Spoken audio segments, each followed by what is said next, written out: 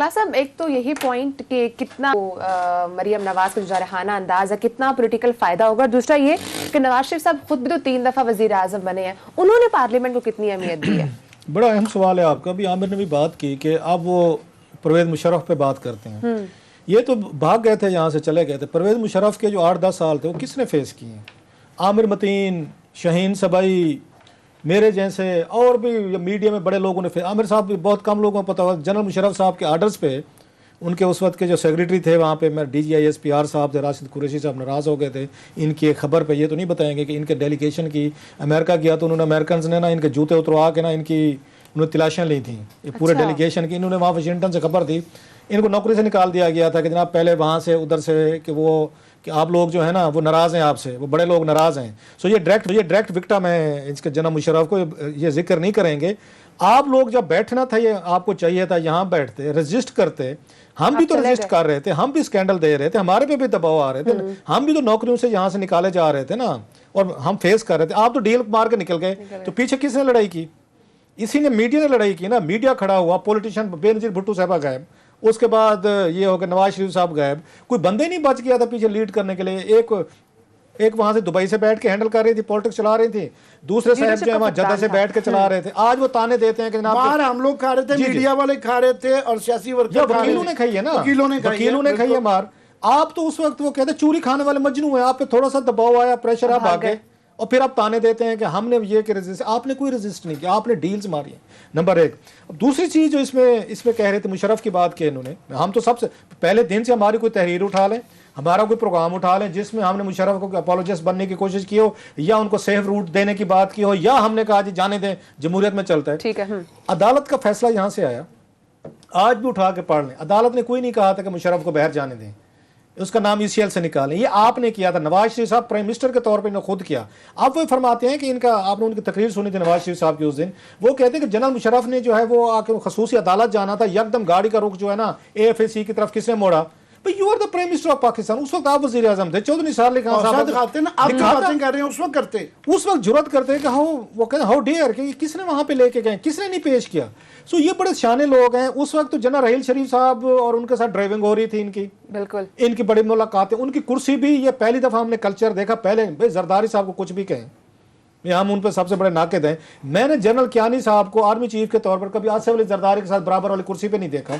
हमेशा वो प्रेसिडेंट की कुर्सी पे बैठे हैं, ये एक और सोफा पड़ा होता था साइड पे, उस पे ये बैठे होते थे, साथ उनके DGI से बैठते थे। ये रिवाज तो आपने डाला कि जनरल रहील साहब की कुर्सी जो है वो नवाज शरीफ साहब के बराबर लगती थी, और बाकी आपके वजीर दिफा, वजीर इंटीरियर, वजीर खारजा, वो उसमें लग जाते थे, लाइन में लग जाते थे, वो बैठे होते थे। तो ये जरा समझाइए, तुकीर और ये इज्जत जो है ये कौन किसको दे रहा था? 8-8 महीने, जैसे आपने कहा पार्लियामेंट आप नहीं जाते थे, 6-6 महीने आपकी कैबिनेट नहीं होती, 100 से ज्यादा आपने दुनिया के दौरे कर लिए, 20 दौरे जिसमें आपके सिर्फ लंदन के थे। अब आप कहते हैं 400 छुट्टियां। ये पाकिस्तान के लोगों को यकीन नहीं आएगा कि नवाज शरीफ साहब का जो 3.5-4 साल का इख्तिदार रहा है, उसमें 400 दिन पे रहे हैं। ये 400 दिन पाकिस्तान से बैठ रहे हैं, ये पाकिस्तान में थे नहीं। यहाँ पे ये एक बात कहते होते कि इन्होंने वहां पे उसको, आपको याद होगा, इसहाक डार को इन्होंने ठेके पे हुकूमत दे दी थी कि भाई साहब वहां पे 84 कमेटी का सरबराह जो है, 84 कमेटी, वो इसहाक डार उसके वो चेयरमैन थे। ये आपको याद होगा दाता दरबार का जो लंगर के भी वो चेयरमैन थे, और ICC के भी वही थे, और यहाँ पे ये बरी इमाम साहब के भी वही थे। अब अंदाजा करें, हमारे मुल्क का फाइनेंस मिनिस्टर जो है वो 84 कमेटियां भी चला रहे हैं, वो बरी इमाम और दाता दरबार के लंगर भी चला रहा है, सारी चीजें देख रहे हैं, सारी चीजें। आज वो कहते हैं जनाब कि हम तो बहुत बड़ा यहाँ फाइट कर रहे थे। हजूर, जितना लेट के आपने गुजारा किया है यहाँ पे, मेरा ख्याल है जरदारी इनसे इस हवाले से कम एक याद होगा, गिलानी साहब ने तकरीर तो कर दी थी ना, जिसका आप हवाला दे रहे थे। आप तो गिलानी के खिलाफ काले कोट पहन के आप उसमें मेमो गेट में सुप्रीम कोर्ट पहुंच गए थे कि इनको गद्दार डिक्लेयर करें, जिनका आप कहते हैं कि गिलानी से पूछे स्टेट विद इन स्टेट, आप तो तकरीर नहीं कर सके वहां पे। सो ये जो आज बातें, अभी भी मैं कह रहा हूं, ये जितना जोर लगाया जा रहा है, जितना जोर ये अपनी डील मारने के लिए लगा रहे हैं, केसेस डील करने के लिए, केसेस के लिए, एब्सोल्युटली ये सारा का सारा दबाव ये है। लेकिन अब एस्टेब्लिशमेंट को जरा, जो आमिर ने बात की थी, जो टफ पार्ट है, एस्टेब्लिशमेंट को आज कहीं से सपोर्ट नहीं आ रही। अब आप जरा मजे की देखें, क्योंकि एस्टेब्लिशमेंट ने अपने आप को इतना स्ट्रेच कर लिया है, मीडिया हैंडलिंग में ज़्यादा बुरे तरीके से स्ट्रेच किया उन्होंने। जो बंदा नहीं पसंद आया, जो इमरान खान साहब को शिकायत थी, फलाने को थी, उन्होंने उनको टाइट करने की, उनको सक्रिय करने की, वहां से बैठ कर इनको सक्रिय करो, जरा टाइट करो। मीडिया से इंडस्ट्री बिठा दी उन्होंने, कहा इंडस्ट्री बिठा दो। इन्होंने बिठा के आज हालत ये हो गई है, मैं ये रात भी मैंने बात की है, आज मीडिया कहीं पे नजर नहीं आता इमरान खान के लिए खड़ा होता या ये एस्टेब्लिशमेंट के लिए खड़ा होता। रीजन कि मीडिया को फील हुआ है कि नवाज शरीफ साहब जितने भी थे, बुरे थे, अच्छे थे, जैसे थे, जरदारी जैसा भी था, कम से कम ये काम तो उनके साथ नहीं हो रहा था जो आप लोगों ने बैठ के किया, क्रिपल किया मीडिया को, मीडिया में क्राइसिस पैदा किए और फिर ठट्ठे मारे, हाथ पे हाथ मार, देखा हमने कैसे सीधा कर दिया सबको। मीडिया ने कहा अच्छा ठीक है हमें सीधा कर नहीं है, मॉडल ठीक नहीं है, ये इंडस्ट्री खुद ही क्यों नहीं चलती, वो डिलिबरेटली बिठाया गया, इंडस्ट्री को एज अ इंडस्ट्री मीडिया को बिठाया गया। आज क्या किया मीडिया ने, आज उसी मीडिया ने इंतकाम कैसे ले रहे हैं इनसे मीडिया। हम मतलब हम उन 2-4 लोगों में से हैं जो क्लेम कर सकते हैं जिन्होंने फेयर बात की हमेशा, चाहे मतलब नवाज शरीफ साहब के उसमें हक में जाए, जरदारी साहब के जाए, इमरान खान साहब के या किसी के हक में जाए। बाकियों को तो ये फील हुआ है कि आपने उनके मालकान को उठा के जेल में डाल दिया, आपने वर्कर्स को नौकरी से निकलवा दिया, आपने क्राइसिस पैदा कर लिया। अब आप तवक्को रखे बैठे हैं कि वो जो मीडिया जो है ना वो सपोर्ट करे, वो आपको सपोर्ट करेगा, ना इमरान खान साहब को सपोर्ट करेगा, ना एस्टेब्लिशमेंट को करेगा, अकेले लड़े। उसका नतीजा क्या हुआ है, आपको पिछले 2-4 दिनों से हुकूमत नजर आती है, आपको कोई एस्टेब्लिशमेंट का वर्जन नजर आता है। रीजन कि मीडिया एक ही काम कर रहा है, वो उनकी तकरीरें दिखा रहा है आउट ऑफ कॉन्टेक्स्ट। ये हम कॉन्टेक्स्ट बता रहे हैं, तनाजुर बता रहे हैं कि ऐसे नहीं, ऐसे बड़े कम लोग बता रहे हैं। दूसरी जो आमिर ने बात की इमाम वाली, अब अंदाजा करें, एक अमीर अल मोमिनीन से इमाम तक, अल्ताफ हुसैन साहब, एक हिंदुस्तान के बारे में ना पाकिस्तान के बारे में यहाँ पे क्योंकि वर्शिप का कंसेप्ट है, एक हमारी उसमें सदियों से वर्शिपिंग का कंसेप्ट है, इस पर यहाँ तो मजहब है कि लोग वर्शिप करते हैं सारे, ये वर्शिप हमारी उसमें साइकी में आई है, हमारी रूह में है, हमारे उसमें दिमाग में है कि हर बड़ा आदमी हम उसकी वर्शिप शुरू कर देते हैं, ये इनको पता है। आप उसको देखें, ये अल्ताफ हुसैन साहब, उन्होंने अपना नाम पीर साहब रखवा लिया था। पीर साहब की शान में बात करेंगे गुस्ताखी है।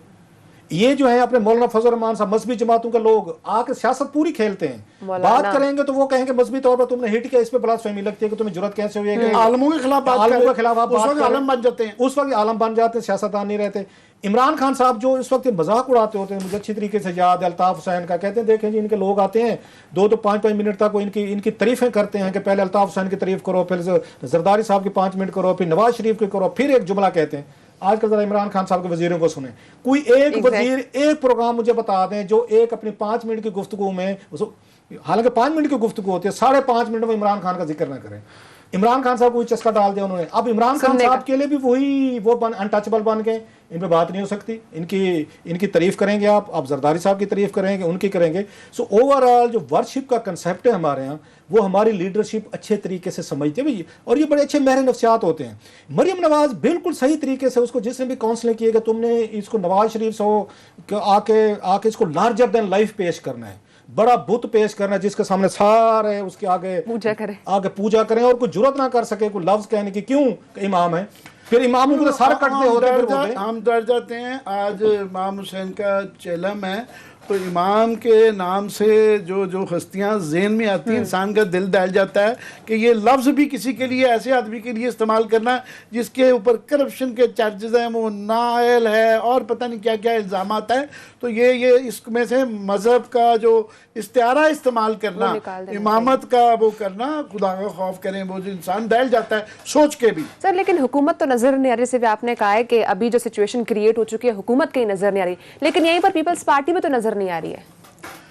पीपल्स पार्टी का मैंने कहा कि ये जो बयानियाँ, क्योंकि ये जो मरियम बीबी जिस सख्त में पाकिस्तान में 70 साल से कभी भी इस्टेब्लिशमेंट की एक वो रहा है कि मर्जी के बगैर हुकूमत लाइक इट और नॉट नहीं आई, गलत होता रहा। हम नहीं कह रहे कि इसके हम हमेशा सिविलियन सुप्रीमेसी को के हक में रहे हुए हैं, मगर ये एक हकीकत बिटर ट्रूथ है। तो उसमें जिस एक्सट्रीम पे वो जा चुकी हुई हैं, जिस तरह की वो बातें कर रही हैं, वो उनके सामने आज भी फॉर एग्जांपल जब बातें कर रही थी तो सामने जो मैं उनके कितार बैठी हुई थी, मैं देख रहा था, उनके एक्सप्रेशंस में देखने की कोशिश कर रहा था। उनमें से कई हमारे दोस्त हैं, वो हमें प्राइवेटली जो मिलते हैं वो कह रहे हैं यार ये बीबी जिस ट्रैक पे चढ़ गई हैं, ये हम पता नहीं डर जाते हैं कि इसी पाकिस्तान में रहना है, वो तो बाहर लंदन चले गए हैं, ये सारे हमारा क्या बनेगा। खबर शेयर करूँ, अब आपने मुझे याद दिला दी, वेरी ऑथेंटिक। पीएमएल नवाज के 4-5 बड़े सीनियर लीडर जो हैं सर, अपनी कमेटी बना के ये जाके ये शहबाज शरीफ साहब से मिले जब नवाज शरीफ साहब जेल की में तकरीर जाके। हुई जी, अच्छा। इनकी मुलाकात हुई है उनसे, उसमें इन्होंने ये कहा कि हजूर जो बड़े भाईजान ने ये लाइन ले ली है, हमने तो यहीं रहना है, हमने तो यहीं पॉलिटिक्स करनी है, हमने तो चीजें यहीं पे देखनी है, तो ये जरा आप उनके साथ बात करें कि लाइन जरा आप इस पे सॉफ्ट लें।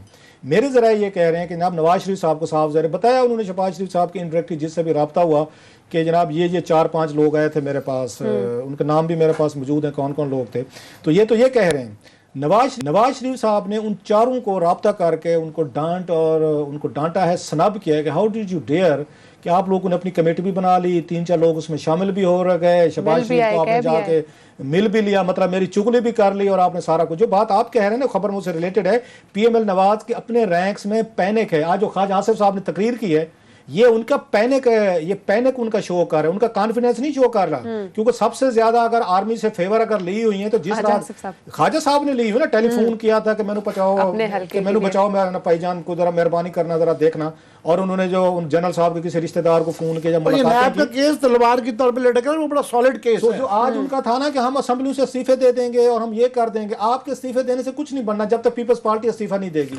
देना नहीं है, कोई MNA कोई MP इस्तीफा देने के लिए ब्लफ तैयार ही नहीं है। माय व्यू, इनका ब्लफ एक दफा कॉल कर लेना चाहिए। ये जो हर दफा कह, ये जनरल मुशर्रफ के पास इनकी 20 सीटें थी, इन्होंने वो नहीं छोड़ी थी।